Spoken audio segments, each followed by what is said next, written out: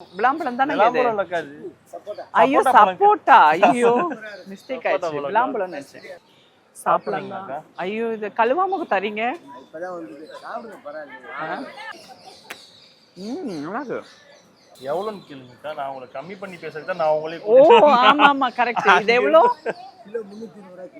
320 ரூபா கிலோ. ஆ சரி இப்ப நீங்க பேசுங்க. ஆ? 230 230. இப்ப என்னோட பிரச்சனைனா 300 எவ்வளவு சொன்னீங்க?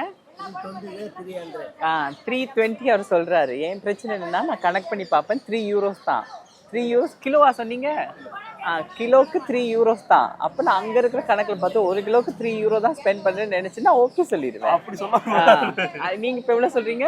நான் என்ன சொல்றேன்னா ஒரு 230 இங்க பாருங்க, அதெல்லாம் முடியாது. 220 250 ரூபா 1 கிலோ. 220 220க்கா, 250 இல்லக்கா.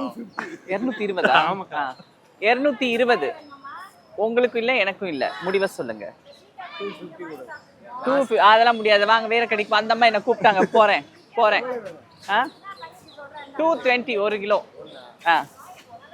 பாருங்க மக்களே, முடிச்சிட்டேன். இப்ப இதை கத்துக்கங்க.